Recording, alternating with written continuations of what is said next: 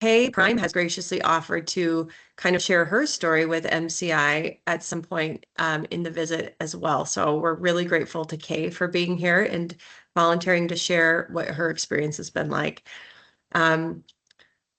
Before I get into my presentation, I just want to orient you to our website. Dr. Desai wanted me to give you a quick view of what our website has to offer, because we put a lot of work into it in terms of resources and keeping you up to date on events. And so I'm going to share my screen and share our website, and then we'll dive into the presentation and save time for Kay to share her story towards the end. And I welcome questions throughout. Okay. All righty. So here's our website, the Saint Alphonsus Memory Center. Do you all see this? Great. So saintalphonsus.org/services/memory center. If you Google Saint Alphonsus Memory Center, you should be able to find this. On this site, it talks about who we are, what we do, and there's a story about how we care for people differently than you might see across the country, and all of our providers listed here in our locations. And you can request an appointment on that first page. Then we have our events page, and this project, the Hope Project, even though we know it's the Hope, Heart, and Peace Project, is listed here.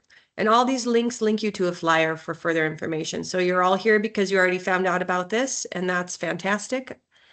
But there are more projects. We have our memory cafes, Project Echo, and then the Improv to Improve Dementia Care Workshop, which begins next week, April 14th. So if you're a caregiver for somebody living with dementia, please check out this link right here. There's still 7 spots available, and they're going fast. So 7 spots remain for this wonderful workshop. You don't have to attend all 3. So check that out. If you want to learn more about how improv helps caregivers, you can watch this little video here. So that's our events page. And then the next page that's really helpful is our resources page. And I encourage you all to visit this site if you haven't. We have our brain health booklet that talks all about the modifiable risk factors for dementia. We talked about this a great deal in the first year of our series and went into these different risk factors in detail. As Mary mentioned, all of those talks are on that YMCA website and can still be viewed, which is fantastic. We have this available in English and Spanish, and then we have some of those videos that include St. Alphonsus providers speaking listed here, but the more comprehensive list is on the YMCA website. We offer recommended resources, websites, frequently asked questions, podcasts that we've recorded with our St. Alphonsus Willcast, some books and blog articles for you. So just a wealth of information here. Encourage you to check this out as you are curious and want to learn more about brain health and dementia. With that, I'll discontinue my information about the website and jump into our presentation here. And we're all looking at the presentation now? Yes, great. All right. So mild cognitive impairment, we also call it MCI. So MCI is not dementia. It is its own diagnosis. In the doctor world, we say, we give people a diagnosis in a chart. Dementia is major neurocognitive disorder. But before a person develops and gets a diagnosis of major neurocognitive disorder, they might have a diagnosis of mild cognitive impairment. Or a person may stay in the realm of mild cognitive impairment and never progress to major neurocognitive disorder, aka dementia. And that's what I want to clarify today, among other things. I have no conflicts of interest. I want to make sure we talk about, again, what the difference is between MCI and dementia, and how we talk about workup and prevention. So as I just mentioned, the doctor diagnostic code for dementia is major neurocognitive disorder, but the common term is dementia. And there are many types of dementia, and they're listed here. MCI is not that. It's maybe pre-dementia or maybe never dementia, but it's something else, MCI. This graph kind of clarifies that, right? So there are these super agers in orange that get to cruise along in life in a beautiful way, as we all get to cruise along in life in a beautiful way. But for these individuals, they don't really experience a significant decline in cognition over time. But normal aging is in green here, and around age 65, we may experience a change in cognition that feels different to every person, but for some people feels like slowing of cognitive performance. For other people, maybe feels like forgetting of words, forgetting names, walking into a room, we're not sure why we're there. Those are normal aging findings. Another normal aging finding is you're driving along in the car and you used to be able to have the radio on and listen to your friend sitting next to you talking, and you could do all three of those things at the same time. But as you age, now you need to turn off the stereo or perhaps ask your friend to pause the conversation while you figure out how to navigate yourself to your destination. Those are normal changes with aging. Then there are people that experience something greater than that, where they feel like they're seeing their peers have those changes, but their changes feel more substantial. They feel like they're having more difficulty keeping up with technology, or they're having more difficulty keeping up with the complexity of their life. But they're still able to function independently. So that's this dashed line here on this chart. Above the dashed line is people who function independently in their activities of daily living, their instrumental activities of daily living. Those are the things that include managing our finances, managing our medicines, cooking, managing our electronics. We're able to function independently in those tasks, but we're experiencing a change in cognition that is more than our peers, and that's also demonstrated on, say, a cognitive test, like a Montreal Cognitive Assessment. Perhaps you've heard of a MOCA before. So let's say you've performed slightly worse than what we expect to be normal on a MOCA. A score of 26 or above out of 30 is considered normal. Perhaps your score is 24, but you're still independent in your activities of daily living. You would then meet criteria for a diagnosis of MCI, mild cognitive impairment. It is not until a person dips below the dotted line and is struggling with function in those executive function-like tasks, again, managing finances, managing medications, cooking, cleaning, transportation, that we then meet criteria for dementia. It's important to know that not all people on the blue line progress to the purple line. In fact, the statistics are varied here, but it's around 5 to 17% of people progress to dementia, meaning the rest of those people, say 85%, remain in the MCI category for life. So there's a lot of good news there, right? That just because you get a diagnosis of MCI does not mean that you're going to get dementia. And so the question that we pose in our clinic is, to what end do we explore if this is early, say, Alzheimer's or not? Do you want to know if this is going to progress to dementia? Because we do now have biomarker tests that can help us deduce if your MCI is the type of MCI that will eventually result in dementia, because it's an Alzheimer's type impairment that's occurring in the brain. I'm going to explain that more as we go on. I'm not going to talk about this DSM-5 criteria for mild cognitive impairment and major neurocognitive disorder, but this is the details of how they're different. Let's talk about a case. This might help clear some things up. So Ms. Smith, 72, has memory changes. She has high blood pressure and she has urinary incontinence, leaks urine. She's on a medicine called oxybutynin for her bladder, and she's on lisinopril for her blood pressure. She says, I'm doing great. I think I have some normal changes in memory that all people have when they get older. She's not worried. But her 47-year-old daughter says, Mom seems more forgetful and I'm worried. So I made her come today.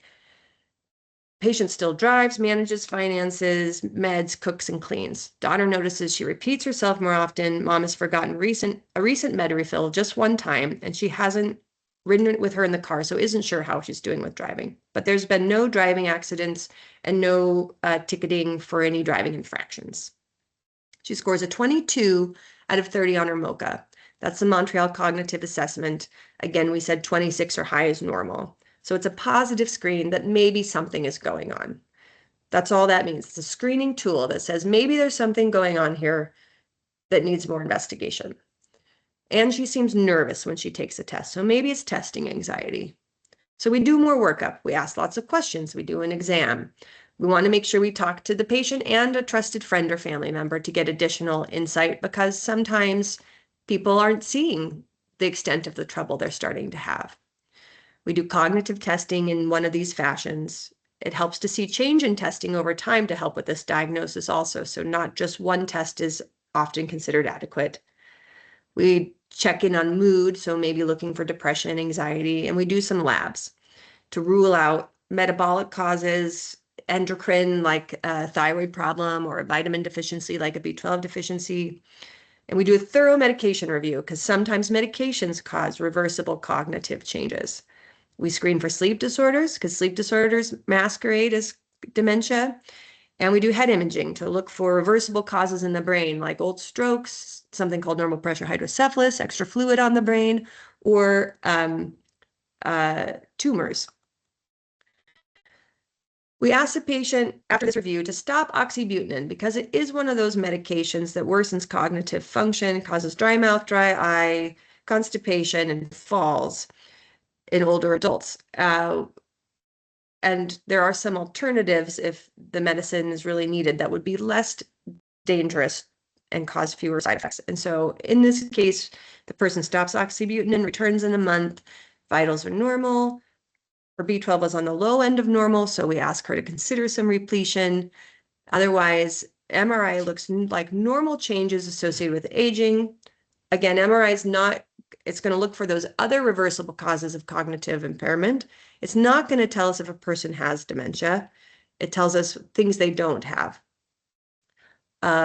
They did a sleep disorder screen, which came back fairly normal. MoCA this time, sorry, we actually don't usually repeat MoCA a month later, but in this case, a person did have a repeat MoCA, and it was 24 out of 30. I think the provider that did this was wondering if the oxybutynin stopping improved cognitive impairment. MoCA is not really validated for that purpose, but we might repeat it 6 months later. Anyway, in this case, it was repeated. Mood screen negative, so didn't have depression and anxiety on our screeners and still notices some forgetfulness. This person meets criteria for a diagnosis of MCI, mild cognitive impairment. Again, function normal. So they're on the blue line. So now here we ask, what do you want to know about next? So this is where patient-centered care comes into play, because there's lots of things we can do. We can do more workup. We can focus on prevention. We can focus on brain health. We can talk about new treatments and tests. And it's really up to the individual what they want, because what most people want is a good quality of life. And for some people, more testing is anxiety provoking and causes overwhelm. And some people want, and other people want to just focus on prevention and staying healthy and being their best selves. And other people want more information. So this person wants more focus in this moment on prevention. So they say, I have MCI, I don't have dementia. Dr. Kuntz told me, or I listened to a HOPE presentation where they said 45% of cases of dementia are due to modifiable risk factors. Modifiable risk factors. These are the things that we can change. So there are non-modifiable risk factors, age and gender. The older we are and being female increases our risk of dementia. We can't do anything about those risk factors, but we can do things about these risk factors: low education, midlife hypertension, midlife obesity, diabetes, smoking, alcohol use, inactivity, depression, low social contact, hearing loss, traumatic brain injury, air pollution, high LDL, and vision impairment. Those are our modifiable risk factors. And we believe that when we optimize our risk factors, meaning we optimize our brain healthy lifestyle, we can reduce our risk substantially for developing dementia, and we can slow progression of dementia. So evidence-based interventions to prevent dementia. There's some literature to support the following: exercise, reducing and treating vascular disease, stopping smoking, treating hypertension, reducing alcohol intake, Mediterranean diet, intellectual and social interaction. There's some good trials out there that looked at, if we improve lifestyle, does people's cognition improve? There's a finger trial out of Finland and the US pointer trial that occurred recently and reported out that yes, in fact, when we improve nutrition, cognitive and social challenges, physical activity, cognition improves in people. And I'm going a little fast because I want to make sure we have time for Kay to talk and for questions. And this topic was kind of covered in our previous HOPE presentations. So exercise is important. We recommend both strength training, aerobic exercise, and balance training. 150 minutes a week is the minimum we recommend. To some degree, more is better in the case of research, as long as you're not causing harm to your body. But there is this research study looking at more exercise up to 300 minutes a week with increased cardiovascular benefit. And as we know, cardiovascular disease is a risk factor for dementia. So therefore, in this case, increasing exercise up to 300 minutes a week was beneficial. So we recommend you work with your doctor to get tested and treated for hypertension, heart disease, high LDL, diabetes, depression, hearing loss, vision loss, thyroid disorders, B12 deficiency, sleep disorders. Talk to your doctors about reducing drugs that worsen cognition. There are many, and lots of them are over the counter, which is the bummer news. You can be taking it and not even knowing it's giving you problems because it was just available in your local pharmacy without a prescription. So make sure when you talk to your doctor about your meds, you talk to them about your over-the-counter meds and all your supplements as well. And I always recommend people just bring them all in a big old sack or box, including all the over-the-counters. Discuss the importance of healthy lifestyle with your doctor. I won't belabor this point. We already went over that. There are things lacking support for dementia prevention, and there's tons of advertisement out there for stuff that really doesn't have any evidence for support. Some of them are listed here. Prevagen was a big one. They were sued because of false advertising. Again, no evidence to support that Prevagen improves cognitive function. And then there's this challenge of pseudomedicine right now. Lots of protocols being touted as proven to help with dementia prevention, when in fact there's no robust scientific evidence to support their findings. In particular, there's one that's common out there called the Bredesen protocol. There's a book called The End of Alzheimer's based on the Bredesen protocol that unfortunately isn't founded in good scientific research.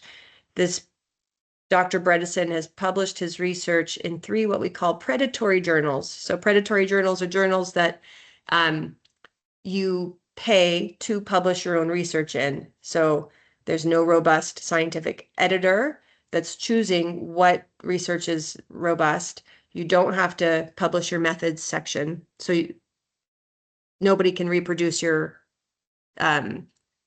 study. And again, you're paying to have your own research published. And these studies are vastly underpowered. So people don't know that, right? They don't know, a lot of people don't know the difference between a predatory journal and a robust scientific medical journal. And so it's important to ask your doctor, when you hear of these protocols that are being reported to be backed in science, are they really, is this good, robust scientific evidence driving this recommendation? There are things in some of these protocols, like the Bredesen protocol, that are backed in science, some aspects of it. Like the Bredesen protocol does recommend stress reduction and exercise and yoga and Tai Chi and healthy lifestyle. All those things are great. And there is evidence to support those aspects, but there's also a whole host of unvalidated laboratory studies that cost a lot of money and supplements to go with it that are expensive and not backed in evidence. So whenever something isn't covered by insurance and it's going to be really costly, maybe just pause and ask your provider, what do you think of this program I heard about that's going to cost me $2,000 a month? All right, enough about that topic, but I think it's an important one and happy to answer questions if you have them about it. So back to counseling, we're talking to this patient. First, they want to hear about brain health and prevention.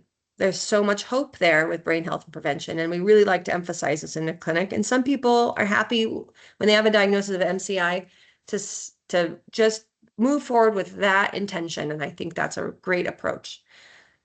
Some people have more questions. They say, well, I want to work on prevention, but I also want to just be prepared in case this does progress to dementia. What are things my family and I can look for when it comes to planning for the future and being safe?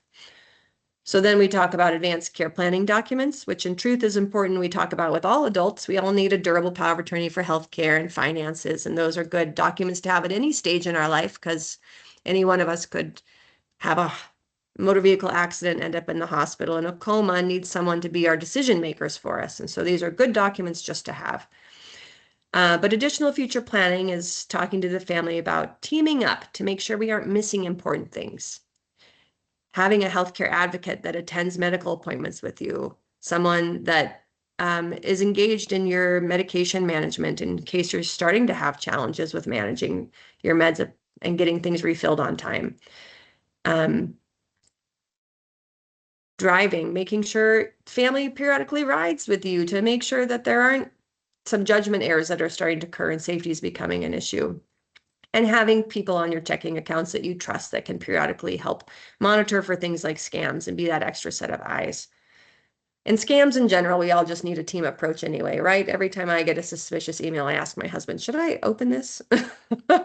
We all need someone else to help us in those situations because scams are too prevalent.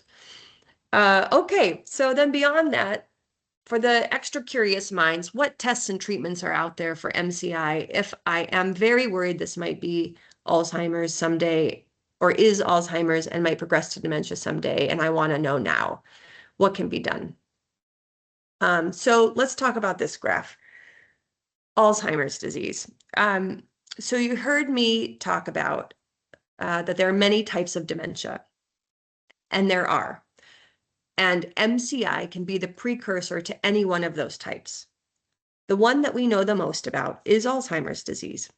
MCI can be the precursor to Alzheimer's dementia, but one can have Alzheimer's disease in their brain in the MCI stage because of what we see here. So Alzheimer's is a disease of amyloid, plaques, and tau tangles, so misfolded proteins in our brain. The amyloid's the red line, and it starts to go up 20 years before we develop signs of memory loss. So it increases in our brain very early. And then tau starts to occur, misfolded phosphorylated tau in our brain. And then later brain atrophy occurs, and then later the memory loss, and then later the functional decline. So it is possible now in this current day and age to detect Alzheimer's findings of amyloid and tau in the brain well before a person has memory changes. This is being done in clinical trials. We don't recommend people who are not having memory changes have these tests.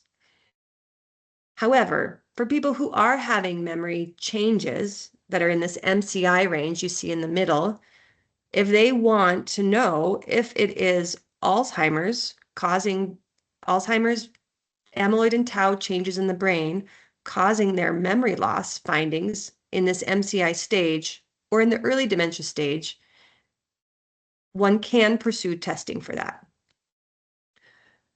We recommend that that testing not be done in the primary care setting yet. There's so much rapidly changing information in this area that we recommend this testing be done by a specialist in geriatrics, neurology, or in some cases, geriatric psychiatry for those that are trained in this area, because it is complex and rapidly changing. My hope is that one day this information will be easier to understand and can therefore be more widely used and disseminated across all spectrums of in primary care so that improves access. And I think we'll get there someday, but we're just not there yet. Although, again, there are some primary care providers who have really educated themselves in this area and are going to be doing a fine job in this area as well. But for now, we recommend a specialist support you in this. in our clinic, you see pharmacist, social work, nurse practitioner, geriatrician. You'd get an extensive history and physical with cognitive testing, all the workup you saw me describe earlier. We look for reversible causes. And we would involve our neurology colleagues or geriatric psychiatry as needed. We would get neuropsych testing as needed. And we would discuss these new tests. So how do we test for Alzheimer's disease? Well, there's cerebral spinal fluid tests. Those have been around a long time. That's with a lumbar puncture to take out some fluid and study it for amyloid and tau.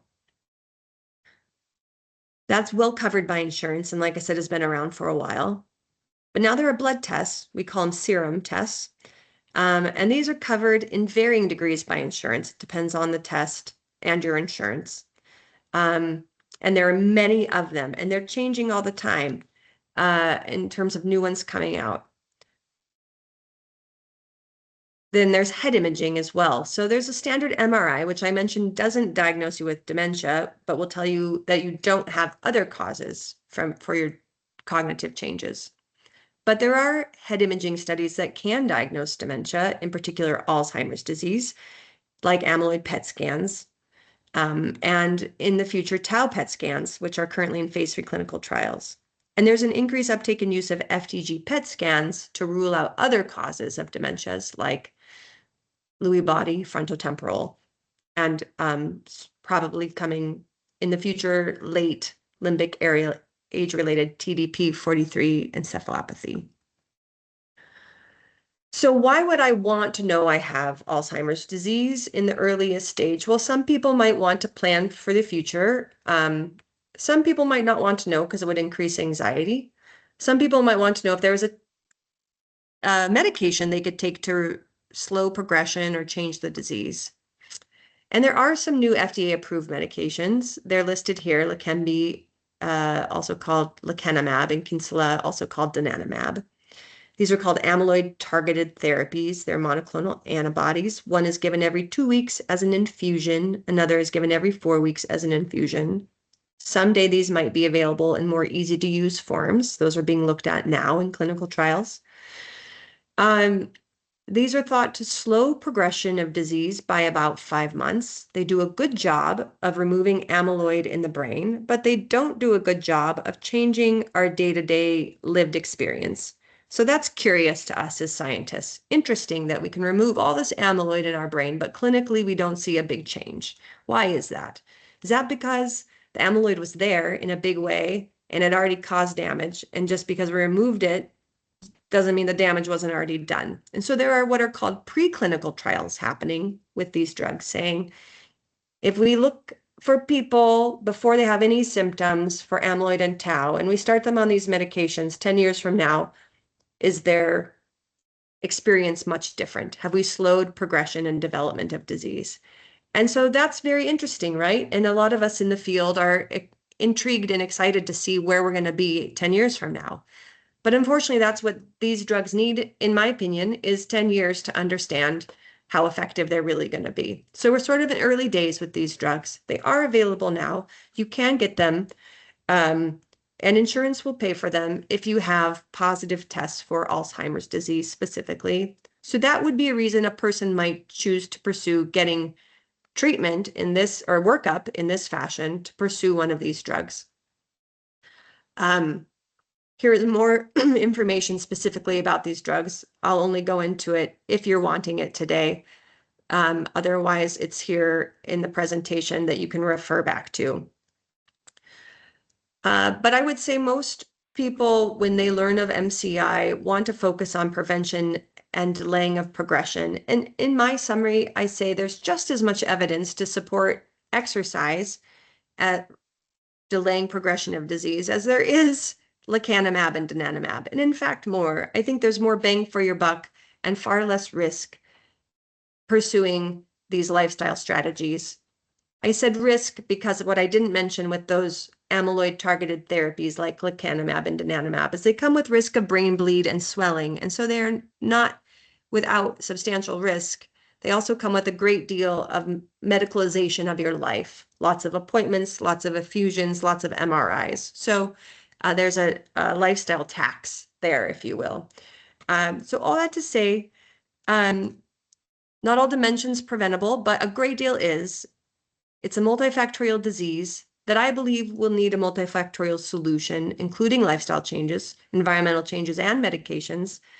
I anticipate in the future we'll have medications targeting multiple aspects of the Alzheimer's disease, not just the amyloid, but also the tau, perhaps also neuroinflammation and boosting of our glial cells. There are many ways that we can try and protect our brains against Alzheimer's. And I think in the future, we'll be seeing a cocktail medication approach to the disease. We're just in our earliest of days in learning new treatments for this one type of dementia. But as I mentioned, Alzheimer's is just one of many.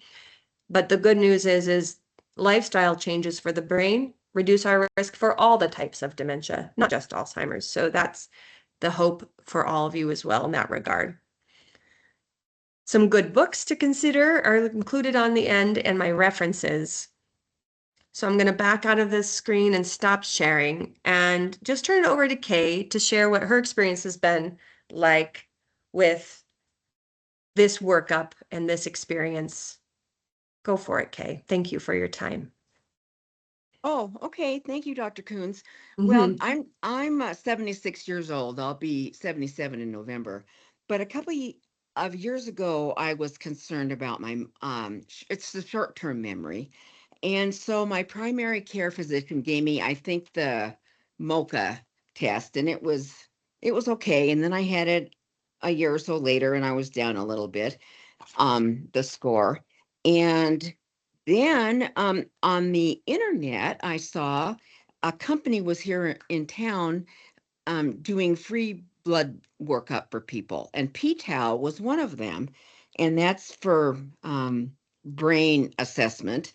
So, and my p-tau showed that I was having memory issues. My score was down or high, whatever it was, that I was having these issues.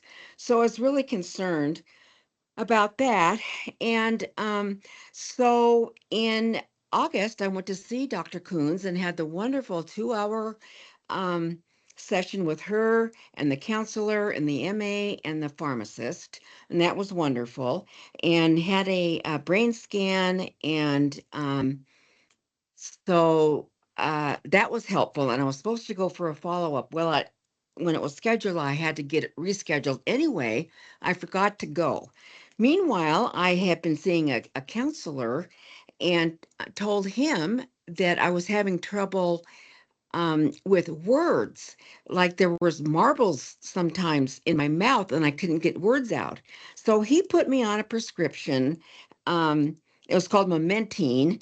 I don't know if that's for everybody, but that really helped with my words and my memory.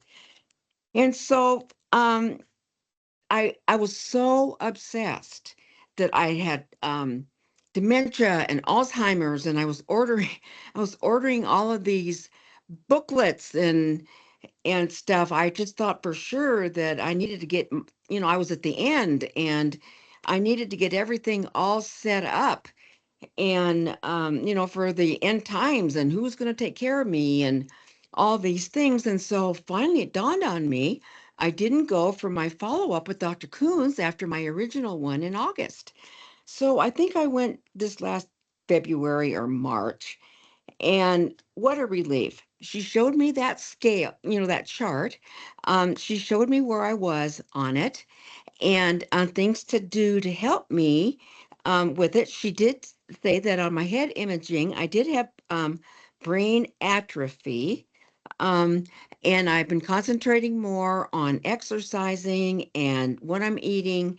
And she got me so settled down about obsessing with this Alzheimer thing.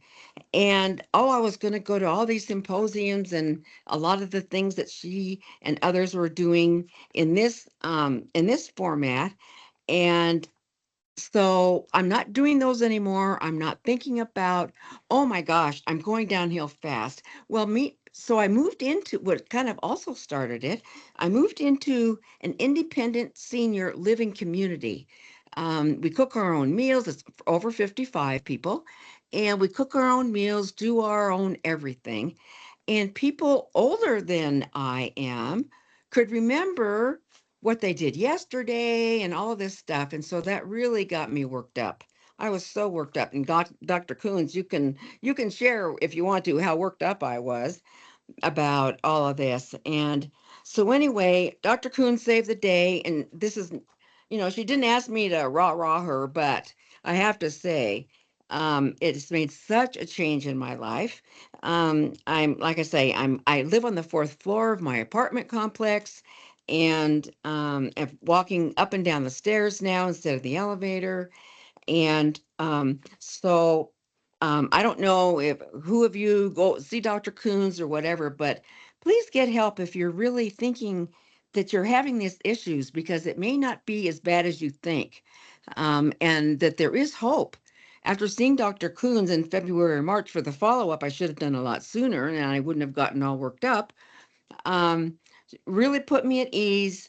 And now I know where I am on the chart. I do have brain um, um, getting smaller, atrophy. And it was so nice to know that I was, I mean, I have MCI, but I'm at a normal stage of it for my age. And there is hope, and there are things that I can do. And so many thanks to you, Dr. Coons, for what you have done for me. Thanks for sharing that story, Kay. I'm so grateful. When Kay and I are having this appointment, she was asking about all these other presentations she should go to. And I mentioned that I was giving this one. And she said, well, I would like to come and talk about what my experience has been like. I said, I would love that. And I said, and I think you should stop going to other presentations because it's getting you stressed out. And that's just an example that every person is different, right? Some people, it calms them to gather more information. And some people, it revs us up and makes us obsess and have anxiety and fixate on something that's not even true yet, right? And may not be true. So it's up to each individual person to really do that soul searching question. This is my biggest recommendation when it comes to MCI. Because MCI is tough. It's an ambiguous diagnosis. You're left in a state of wondering, am I going to stay blue on that graph, or am I going to become purple someday?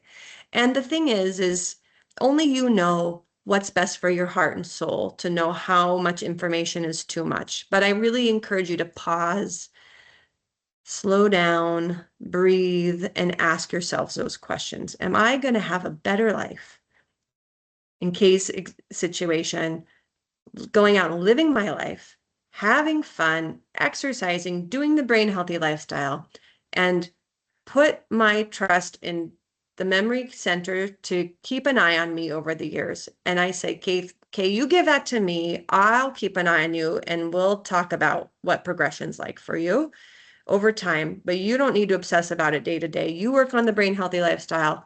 I'll check in on your cognition over time, and let me take that from you. And so that's what some people need. And some people need all the information and all the tests and want to start the drugs early. Everyone's different. And so I encourage you to consider who you are and what is best for your well-being long term. And if I can add, make sure you go to your follow-ups. Like